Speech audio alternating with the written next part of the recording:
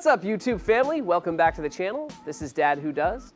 This is part of my continuing series on the 5.3 liter Gen 4 LS rebuild. I'm rebuilding it because I had a bad lifter in the number 8 cylinder. And now we've reached the end. After 2 long months of rebuilding this engine, we're talking about nights, weekends, taking a pause for Christmas, and some extremely cold weather, I finally got this bad mamma jamma back together. The scene you just saw was the first ever cold start, and I can't believe it started up on the first try. There's no exhaust connected, I mean nothing, no cats, no muffler, so it's earth-shattering loud and illegal. In addition, due to the Stage 2 cam upgrade, this engine is running really rough, so I need to take it to the tuning shop. My friends at Aikman Performance shared quite a few pearls of wisdom. I'd like to summarize those for you today, and in addition, you'll get to see me go through the first dyno pull. Coming up. After rebuilding the engine, the first thing we need to do is a break-in cycle. The reason we do this is the new tighter tolerances, smoother surfaces, smaller gaps. That's the most important thing to getting more power out of a newly rebuilt engine.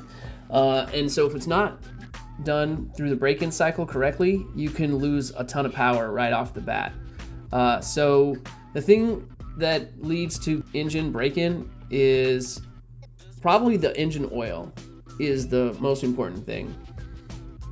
And so let's look at some of the engine oils here that we use to do this. So here's a list of motor oils with high zinc content, and that zinc is important to the engine break-in.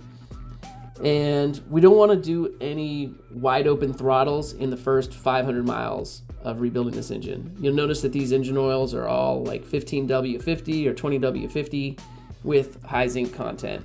And some examples of this are like Castrol GTX, Valvoline VR1, and here's what I used was Mobil 1 15W50. Alternatively, if the engine oil doesn't have high zinc content out of the box, you can add in a zinc additive. Lucas makes a good engine additive, and that's actually the route that I went. Okay, today the LS rebuild is going into Aikman Performance. I am very excited to get the sucker on the dyno and see what kind of power she makes. All right, so they got the truck backed up to the dyno and they're about to hook it up. It hooks directly to the axle, they take the wheel off, it's a very interesting setup, and then finally a picture of the engine bay prior to firing it up for the first time.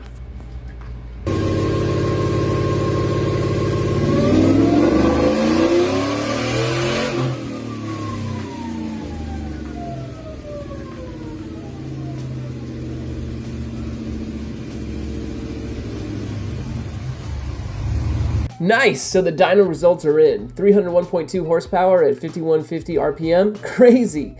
And then 318.8 feet-pound of torque at 4700 RPM. And with this engine now tuned, this marks the end of our LS rebuild journey. If this is the first video you've landed on, you can click right here to take you to the playlist to show you the entire LS rebuild. If you found this video helpful, please do me a favor, hit that like button, hit that subscribe button. That's how we make more videos. Until next time, this is Dad Who Does.